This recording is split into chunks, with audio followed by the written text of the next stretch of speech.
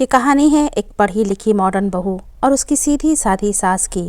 कैसे एक बहू अपनी सास की भरी महफिल में इंसल्ट करती है और जब सासू माँ की सच्चाई बहू के सामने आती है तो उसके होश उड़ जाते हैं। कहानी कुछ यूँ है। आज मनोरमा जी के इकलौते बेटे संदीप की शादी है। घर में बहुत चहल पहल है। पूरे घर को दुल्हन की तरह सजाया गया है। सारे रिश्तेदार, चाचा चाची, बुआ फूफा, मामा मामी सब डीजे के गानों में थिरक रहे हैं। घर में हर तरफ हंसी ठिठोली का माहौल है। मनोरमा जी का बेटा संदीप की शादी मुक्ता से होने वाली है। मुक्ता अपने माता पिता की इकलौती बेटी है। उसके माता पिता ने अपनी बेटी को पढ़ाने में पैसा पानी की तरह बहाया और मुक्ता पढ़ लिख कर सॉफ्टवेयर इंजीनियर बन जाती है और एक अच्छी सी कंपनी में ऊंचे पद पर नौकरी कर रही है। मुक्ता को अपनी नौकरी, शिक्षा, अच्छी पोजीशन का बड़ा घमंड है। वो नौकरी करती है तो इस चीज़ पर वो बहुत इतराती है। आज रात मुक्ता और संदीप की शादी बड़े धूमधाम से संपन्न हुई। मुक्ता ससुराल आ जाती है लेकिन घमंड उसमें कूट कूट कर भरा है। वो सोचती है केवल वही एक लड़की है जो दुनिया में जॉब करती है, इतने अच्छे पोजीशन पर, बाकी सब उसके आगे पानी भरते हैं। यही स्वभाव शादी के बाद भी रहता है। वो अपने आगे किसी को कुछ नहीं समझती। कितनी बार मुंह पर सबका अपमान कर देती है।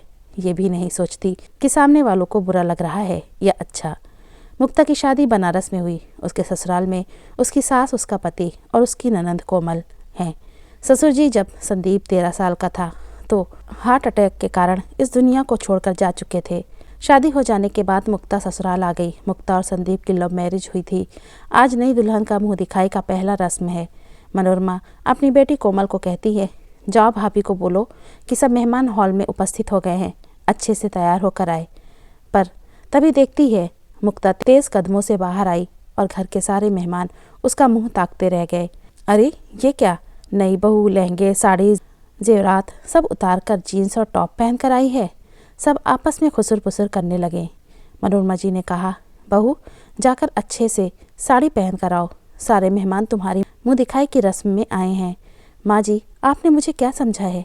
मैं पढ़ी लिखी हूँ, कोई आप जैसी गंवार जाहिल नहीं जो साड़ी में लिपटी रहूँ।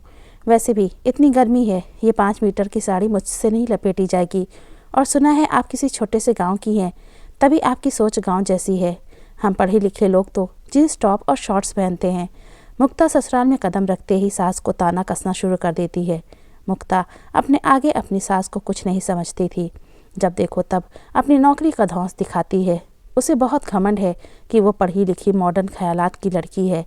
मनोरमा जी ने मेहमानों के सामने बात बनाते हुए बोलती हैं, सच में गर्मी बहुत है, इसीलिए उसने कपड़े बदल लिए। चलो फिर ऐसे ही रस्म अदा कर लेते हैं। दूसरे दिन मुक्ता की पहली रसोई की रस्म होती है। सुबह सुबह कोमल मुक्ता के कमरे में जाकर कहती है, भाभी माँ ने आपको किचन में बुलाया है, आपकी रसोई की पहली रस्म है। भाभी, रस्म के बाद आप मेरे लिए गर्मा गर्म पकौड़े चाय बना देना और मेरी सहेलियों के लिए भी। मुझे अपनी भाभी के हाथों का खाना खाने का बहुत मन है। ननंद जी, जिसे चाय पकौड़े खाने हैं अपने हाथ पैर खुद ही चलाए और खाए। मैं तुम्हारे घर में शादी करके आई हूँ, कोई नौकरानी बनकर नहीं, समझी? इसलिए ऑर्डर किसी और को देना। ये मत सोचना भाभी आई है तो घर में रेस्टोरेंट खुल गया है, फरमाइश पर फरमाइश करती रहोगी। मैं किचन में जाकर फॉर्मेलिटी के तौर पर रस्म अदा कर देती हूँ। वैसे भी ननंद रानी, मैं तुमसे ज़्यादा पढ़ी लिखी हूँ। मैंने इंजीनियरिंग की है और तुमने मुश्किल से ग्रेजुएशन, वो भी पता नहीं ठीक से पढ़ी हो या यूं ही झूठी डिग्री लेकर बैठ गई हो। मैंने तुम्हारी तरह नकली डिग्री नहीं लिया है, जॉब करती हूँ। वैसे भी तुम्हें कोई जॉब तो देने वाला नहीं, गलती से कोई छोटी नौकरी मिल गई तो 2-4 हज़ार कमा लोगी। इतने पैसों से क्या कर लोगी? आखिर घर तो मेरे और संदीप के पैसों से चलेंगे। बड़ी आई है खाने का ऑर्डर देने वाली। कोमल को भाभी की बातें तीर की तरह चुभती हैं। उसकी आंखों में आंसू आ जाते हैं, पर घर के माहौल को वो ख़राब नहीं करना चाहती, इसीलिए वो चुपचाप अपने कमरे में चली जाती है। इधर मुक्ता रसोई की रस्म अदा करने के लिए किचन में पहुंची। बस उसने खीर को कलछी से चलाकर चीनी और मेवे वगैरह ही डाला था। बाकी का सारा काम तो मनोरमा जी ने कर लिया था। रसोई की रस्म पूरी करने के बाद वो मेहमानों को खीर पकड़ाने गई तो सारे रिश्तेदारों के सामने गला फाड़ फाड़ कर कहने लगी, माँ जी, मैं आज के ज़माने की मॉडर्न लड़की हूँ, कोई अंगूठा छाप नहीं कि चुपचाप किचन में पसीने बहाऊं। नौकरी करती हूँ, पैसे कमाती हूँ, आपके बेटे से ज़्यादा। इसलिए आप ये मुझसे उम्मीद मत लगाना कि मैं एक चम्मच भी इधर से उधर हिलाऊंगी। खाना बनाना तो दूर की बात है, सिर्फ खाना क्या, कोई भी काम की आप मुझसे उम्मीद मत लगाना, नहीं तो मुँह की खाएंगी। अरे मुझसे तो मेरी माँ ने कभी काम नहीं करवाया, फिर आप कौन होती हैं मुझसे ये सब कहने वाली? अगर काम वाली ही चाहिए थी तो नौकरानी ले आती, बहू की क्या ज़रूरत थी? मनोरमा जी इशारे से बहू को चुप कराती हैं कि लोग क्या सोचेंगे, कैसी बहू ब्याह कर इस घर में लाई है, हमारी तो नाक कट जाएगी, पूरी जात बिरादरी में बहुत बदनामी होगी। पर बहू है कि चुप रहने का नाम ही नहीं ले रही है, सिर्फ तमाशा पर तमाशा किए जा रही है। उनके आंख का इशारा देखकर मुक्ता और तिलमिला जाती है। माँ जी, आप ये मत समझना कि मैं आपके इशारों पर नाचूंगी। मैं मॉडर्न सोच वाली लड़की हूँ, इसलिए अपनी उंगलियों पर मुझे नचाने की कोशिश मत करना। ये सब सुनकर कोमल अपने कमरे से आती है। भाभी बस करो, आप नई दुल्हन हैं, आपको ये शोभा देता है क्या? मुक्ता कोमल के बोलने से और भड़क जाती है। अरे नई दुल्हन हूँ तो मेरे ऊपर जो अत्याचार होगा उसे सहन करती रहूँ। कान खोलकर सुन लो, मुँह सिलकर मैं नहीं रह सकती। तुम्हारी ज़बान कैंची की तरह चलती रहे और मैं सुनती रहूं। अरे क्या मैं कोई बेवकूफ़ हूँ जो ये सब बर्दाश्त करूं? चुपचाप सुनूं। पढ़ी लिखी लड़की हूँ माँ जी, आपकी तरह अनपढ़ नहीं। और वहाँ बैठे सारे मेहमान मुक्ता का मुंह ताकते रह गए।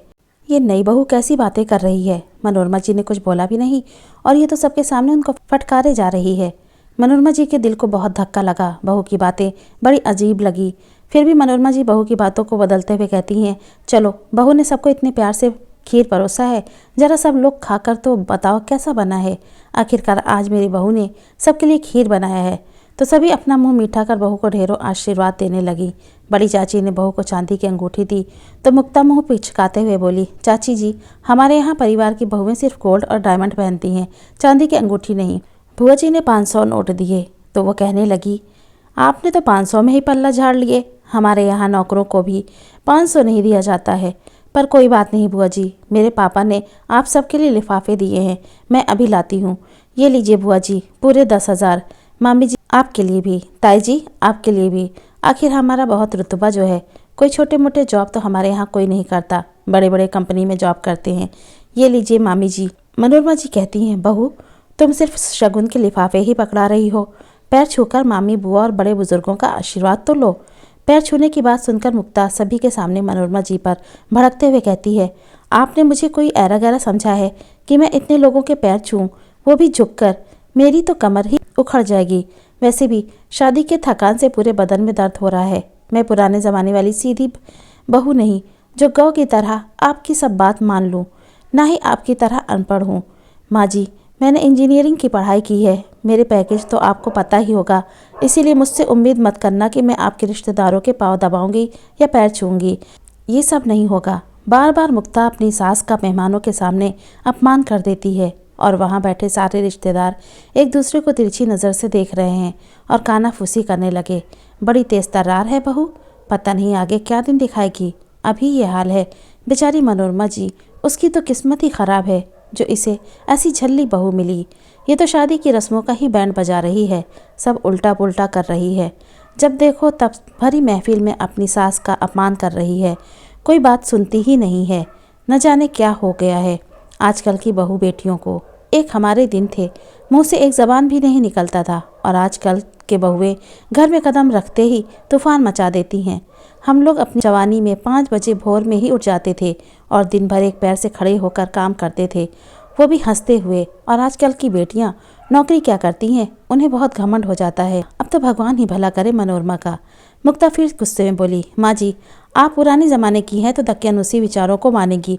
बड़ी मामी जी बीच में उठकर कहती हैं, बहू पढ़ाई लिखाई तो हमने भी किया है, लेकिन ससुराल के रीति रिवाज रस्मों को मानते हैं, तो आज के ज़माने के बच्चे रस्मों को क्यों नहीं मानते। बहू तो अपनी चाची सास से भी ज़बान लड़ाने लगी।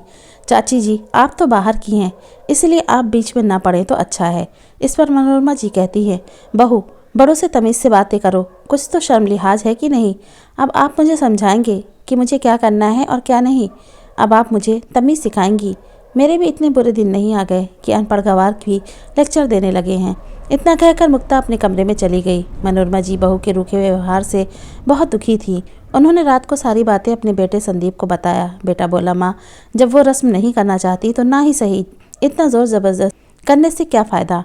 अभी वो इस घर में नई है, कुछ तो समय दो एडजस्ट होने में। फिर भी मैं उसको समझाऊंगा कि इस घर की बहू है, थोड़ी रस्म रिवाज निभाने पड़ेंगे।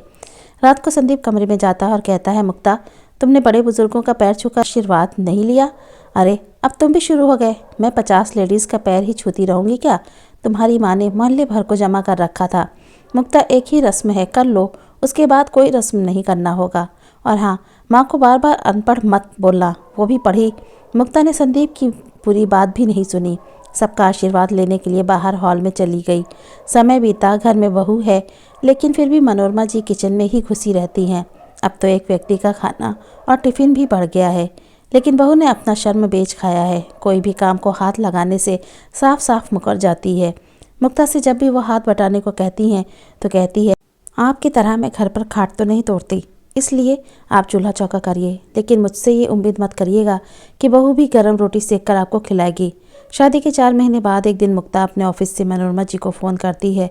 माँ जी, मैं अपने फ़ाइल घर पर ही भूल गई हूँ। कोमल से बोलो कि फ़ाइल मेरे ऑफिस में पहुँचा दे। बहुत ज़रूरी मीटिंग है जो ये घंटे में शुरू होने वाली है, बहुत इम्पॉर्टेंट है। वो फाइल मेरे कमरे में बेड के ऊपर रखा होगा। मनोरमा जी उसके कमरे में जाती हैं, फाइलों को ढूंढती हैं। उन्हें समझ नहीं आता कि बहू को कौन सा फ़ाइल चाहिए, क्योंकि वहाँ ढेर सारी फाइलें रखी थीं। वो वीडियो कॉल करती है, बहू तुमने कौन सा फ़ाइल बोला है भेजने के लिए? ओहो माँ जी, मैं भी बड़ी बेवकूफ़ हूँ, मैं ये कैसे भूल गई? आपको पढ़ना लिखना भी नहीं आता होगा। अरे फाइलों में सारा अंग्रेज़ी में लिखा रहता है। आप ठहरी अनपढ़ गवार, तो बड़ी मुश्किल से हिंदी पढ़ पाती होंगी। अंग्रेज़ी पढ़ना आपके बस की बात नहीं। रहने दो, मैं खुद ही फाइल लेने आती हूँ।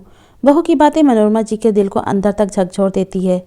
आज उनका दिल कह रहा था कि वो अपने बहू से बोल दे कि वो अनपढ़ गवार नहीं है, पढ़ी लिखी है, लेकिन तब तक बहू फ़ोन काट देती है। आज फिर से मनोरमा जी अपनी बहू को पूरी सच्चाई बताते बताते रुक गई हैं। ऐसे ही दिन बीतते जा रहे थे। मुक्ता अपनी मनमानी करती और सबको सहना पड़ता। एक दिन उसके बुआ के लड़के परेश का फ़ोन आया कि वो विदेश से इंडिया आया हुआ है, तुम्हारी शादी में नहीं आ पाया, इसलिए अब मिलना चाहता हूँ। यह खबर सुनते ही मुक्ता खुश हो गई, क्योंकि वो भी अपने फुफेरे भाई से मिलना चाहती थी। दोनों का बचपन साथ में बीता था। परेश भी बहुत पढ़ा लिखा था, विदेश में रहता है, उसकी अपनी खुद की कंपनी है, बहुत बड़ा बिजनेसमैन है, हाई फाई सोसाइटी में उसका उठना बैठना है। ठीक है परेश, हम आपसे मिलने एक अच्छे से रेस्टोरेंट में आते हैं, मुक्ता ने फ़ोन पर कहा। शाम को 5 बजे मिलते हैं। वैसे भी आज मेरी ऑफ़िस की छुट्टी है, संदीप ऑफिस गए हैं, उनके ऑफिस से आते ही मैं आपसे मिलने आ जाऊंगी। यह खबर सुनकर मनोरमा जी मुक्ता से कहती हैं, बहू उसे घर पर ही बुला लो, क्यों बाहर मिल रही हो, मैं खाना बना दूंगी। माँ जी, मेरा भाई इतना पढ़ा लिखा है कि मुझे आप जैसे लोगों से मिलवाने में शर्म आती है। मेरी ही मती मारी गई थी जो संदीप के प्यार के चक्कर में मैंने यहाँ पर शादी कर ली। ये कहकर वो अपने फुफेरे भाई से मिलने के लिए तैयार होने कमरे में चली गई और थोड़ी देर में घर से बाहर निकल गई।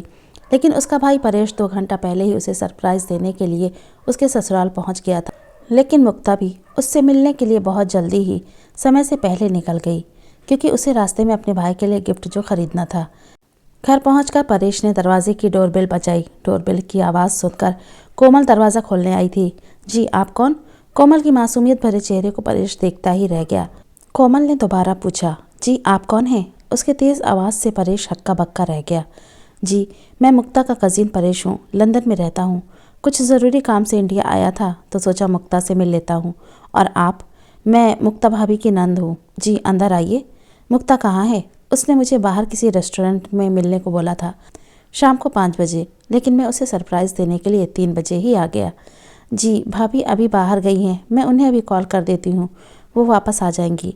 कौन है बिटिया, तो किससे बात कर रही है? किचन से मनोरमा जी ने बाहर आते हुए पूछा तो कोमल बोली, माँ ये भाभी के भाई हैं। अच्छा परेश बेटा? परेश मनोरमा जी को आश्चर्य से देखता ही रह गया। बेटा तू आ गया, थोड़ी देर बैठो, तेरे लिए कुछ चाय नाश्ता बना कर लाती हूँ। परेश मनोरमा जी को देखकर खुशी से पागल हो गया। मैम मैं आपको कब से ढूंढ रहा था और आप मुझे मिली यहाँ? ये आपका घर है? परेश मनोरमा जी का पैर छूने लगा।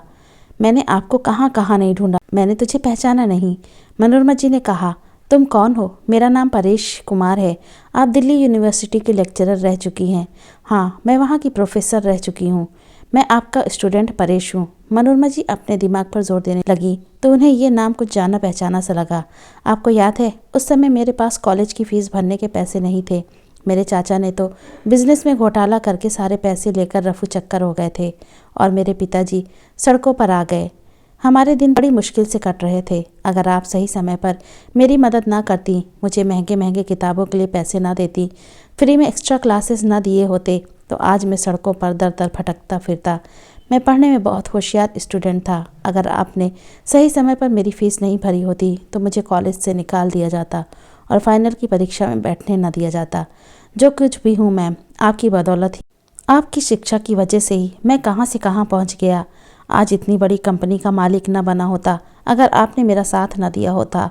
जब मेरी पहली बार जॉब लगी तो मैं आपका धन्यवाद करने के लिए मिठाई लेकर कॉलेज पहुंचा तो पता चला आपने उसी साल कॉलेज छोड़ दिया है। कॉलेज के मैनेजर से आपके घर का पता लेकर उस एड्रेस पर पहुंचा तो मकान मालिक ने बताया कि आपने दिल्ली शहर ही छोड़ दिया है और वहां के लोगों को पता भी नहीं था कि आप कहाँ रहती हैं। उसी समय मुक्ता वापस घर आ चुकी थी और दरवाजे पर खड़ी उनकी बहू मुक्ता ने सब बातें सुन ली थी। वो देख रही थी उसका कजिन उनकी सास के कदमों पर बैठा हुआ उनके चरण स्पर्श कर रहा है, उनके हाथ पैर जोड़ रहा है, उनका शुक्रिया अदा कर रहा है, उन्हें मैडम जी बोल रहा है। मतलब मेरी सास दिल्ली यूनिवर्सिटी की प्रोफेसर रह चुकी हैं। ये बातें मुझे पता भी नहीं है। नहीं नहीं, ये नहीं हो सकता। मुक्ता कहती है, ये क्या कह रहे हो परेश, तुम तो सिर्फ पढ़े लिखे लोगों के साथ उठते बैठते हो। तुम्हें कोई गलतफहमी हुई है। ये कोई प्रोफेसर नहीं है, ये तो चूल्हा चौका करती हैं। घर गृहस्थी के काम करना ही इन्हें आता है। ये तो अनपढ़ हैं। नहीं नहीं मुक्ता, तुम कैसी बातें कर रही हो। तुम्हारी सास प्रोफेसर रह चुकी हैं। इनके कॉलेज छोड़ने के बाद मैंने मैम को कहाँ कहाँ नहीं ढूंढा पर कहीं नहीं पता चला। आज अगर तुम्हें सरप्राइज़ देने यहाँ नहीं आता तो मैं तो मैम से कभी मिल भी नहीं पाता। आज तेरा भाई जो कुछ भी है इन्हीं की बदौलत है। ये सब सुनकर मुक्ता के दिल की धड़कनें बढ़ती जा रही थी। अब मुक्ता ये जानना चाहती थी क्या सच में उसकी सासू माँ दिल्ली यूनिवर्सिटी की प्रोफेसर रह चुकी हैं। वो उनके कमरे में गई, अलमारी खोलकर उनकी डिग्रियां तलाशने लगी। अलमारी खोलते ही उसकी आंखें चौंधिया गईं। उनकी डिग्रियां देखकर उसकी बोलती बंद हो गई। बहुत सारे शील्ड, सर्टिफिकेट वगैरह, पुरस्कार जो उन्होंने अपने समय में प्राप्त किए थे सब अच्छे से संभाल कर रखे थे। वो अपनी सासू माँ से बोलती है, माँ जी अगर आप पढ़ी लिखी थी तो इतने दिनों से आपने कुछ बताया क्यों नहीं, क्यों चुपचाप सब सहती रहीं। बेटा मैंने कितनी बार बताने की कोशिश की पर तू तो सुनती ही नहीं थी। मैं ही मनोरमा शर्मा हूँ, दिल्ली यूनिवर्सिटी की प्रोफेसर रह चुकी हूँ, कोई अनपढ़ जाहिल गवार नहीं हूँ। अपनी सासू माँ के मुँह से ऐसी बातें सुनकर मुक्ता तो सदमे से बेहोश हो गई। वो पिछले 4 महीनों से उन्हें अनपढ़ गवार समझ ही रही थी। वो अपने समय पर प्रोफेसर रह चुकी हैं। पर माँ जी जब आप प्रोफेसर थी तो आपने कॉलेज से रिज़ाइन क्यों कर दिया और घर गृहस्थी क्यों करने लगी, चूल्हा चौका में समय क्यों बर्बाद कर दी। पहले मैं, संदीप और उनके पिताजी सब साथ साथ दिल्ली में ही रहते थे। उनके पिताजी दिल्ली के बिजली विभाग में जॉब करते थे पर एक दिन हार्ट अटैक से उनकी मृत्यु हो गई। पूरे घर का भार मेरे कंधों पर आ गया। मैं तो पढ़ी लिखी थी इसीलिए मुझे प्रोफेसर के पद पर नौकरी मिली। पति की मृत्यु के बाद मैंने जीवन में बहुत कठिन परिस्थितियों का सामना किया, फिर भी मैंने उन सब का डट कर मुकाबला किया। मैंने अपने बच्चों को पढ़ाया लिखाया और इस काबिल बनाया कि आज वो समाज में सर उठाकर चल सकें। सुबह उठकर उनके लिए टिफ़िन बनाती, बच्चों को स्कूल भेजती, फिर वापस आकर काम में जुट जाती थी। ऐसे ही दिन हमारे कट रहे थे और धीरे धीरे संदीप MBA की पढ़ाई कर रहा था। फिर कुछ दिनों बाद पता चला कि मेरे ससुर जी की तबीयत ख़राब है। तब तो मुझे नौकरी बीच में ही छोड़नी पड़ी क्योंकि मेरे ससुर जी बनारस में रहा करते थे। जब तक मेरे जेठ जेठानी उनके साथ थे तब तक उनकी देखभाल वही करते थे तो मुझे इतनी परेशानी नहीं होती थी। लेकिन एक दिन सड़क हादसे में मेरी जेठ जेठानी की मृत्यु हो गई। उनकी मृत्यु के बाद ससुर जी अकेले हो गए और धीरे धीरे बीमार रहने लगे और वो बनारस छोड़कर कहीं नहीं जाना चाहते थे। उनकी तबीयत का ध्यान रखना अब मेरे कंधों पर आ गया था। इसीलिए मैंने नौकरी छोड़ना ही उचित समझा क्योंकि मेरे पति की पेंशन तो आती थी। मेरे ससुर को लकवा मार गया था, वो एक ही जगह के हो गए थे। पहले तो मैं अच्छे से सारे काम धाम बच्चों को संभालते हुए करती थी और ड्यूटी के आने के बाद भी काम करती थी। लेकिन जब से ससुर जी बीमार हो गए तो मुझे काम करने में बहुत परेशानी होने लगी। इसीलिए मैंने नौकरी से रिज़ाइन कर दिया और घर में ही रहकर थोड़े बहुत ट्यूशन दिया करती थी ताकि उनकी सेवा मैं अच्छे से कर सकूं और साथ ही बच्चों पर भी ध्यान दे सकूं। मेरे ससुर को मुझसे कोई शिकायत नहीं थी, वो मेरी सेवा से बहुत प्रसन्न थे। कुछ समय बाद उनकी बीमारी से उनकी तबीयत और ख़राब होती गई और वो दुनिया को छोड़कर हमेशा के लिए चले गए। तब तक संदीप की MBA की पढ़ाई पूरी हो चुकी थी और उसे अच्छी नौकरी मिल गई। फिर एक दिन उसने कहा, माँ मैंने अपने लिए एक लड़की देख रखी है, उसे बहुत पसंद करता हूँ और उससे शादी करना चाहता हूँ। मैंने बेटे की पसंद को मतलब तुमको अपनी स्वीकृति दे दी और मेरी बेटी कोमल भी ग्रेजुएशन करके PhD की तैयारी कर रही है। तभी दरवाजे की घंटी बजी तो उस समय 2-4 स्टूडेंट मनोरमा जी से मिलने उनके घर आ गए और उन्हें ढेर सारी मिठाइयाँ, साड़ी उनको गिफ्ट में दिया और सब मिलकर मनोरमा जी को हैप्पी टीचर्स डे बोलते हैं, क्योंकि आज 5 सितंबर था, टीचर्स डे था और मनोरमा जी एक बेहतरीन टीचर थी, तो उन्हें स्टूडेंट बहुत सम्मान और प्यार करते थे, उन्हें बहुत इज्जत देते थे। एक स्टूडेंट बोला, मैम मैंने आपकी वजह से ही गोल्ड मेडल पाया था, ये देखिए मेरी गोल्ड मेडल। उनके साथ उनके सारे स्टूडेंट फ़ोटोज़ लेते हैं। ये सब देखकर तो मुक्ता का सर चकरा गया, उसका मुंह खुला का खुला रह गया। जिस सास की वह इज्जत नहीं करती थी, उन्हें हमेशा अनपढ़ बोलती थी, आज वही सास को सब इतना मान सम्मान इज्जत दे रहे हैं। उसी समय संदीप भी घर आ गया। परेश ने कहा, मैम मैं आपसे कुछ मांगना चाहता हूँ, आपने मुझे हमेशा कुछ न कुछ दिया है, अगर आप मुझे इस काबिल समझें तो मैं आपकी बेटी का हाथ मांगना चाहता हूँ। मुझे कोमल बहुत पसंद है, मुझे आपकी परछाई ही चाहिए, क्योंकि मुझे पूरा विश्वास है कि आपने अपनी बेटी में अपने संस्कार ही दिए होंगे। मनोरमा जी का न बोलने का सवाल ही नहीं था, उन्होंने हाँ बोल दिया। ये सब सुनकर मुक्ता का सर घूम गया। उसकी ननंद को इतना ऊंचा घर बार जो मिल रहा था। मुक्ता की आंखों में पश्चाताप के आंसू थे। वो अपनी सासू माँ से माफ़ी मांगने लगती है। मनोरमा जी उसके आंसुओं को पोंछते हुए कहती हैं, बहू कभी किसी को कम नहीं आंकना चाहिए, चाहे वो नौकरी करे या ना करे, सबके अंदर अपनी अपनी काबिलियत होती है। मुक्ता ने डिसाइड कर लिया था कि वो अपनी सासू माँ को अपनी नौकरी डिग्री का घमंड नहीं दिखाएगी और घर के कामों में उनकी मदद करेगी।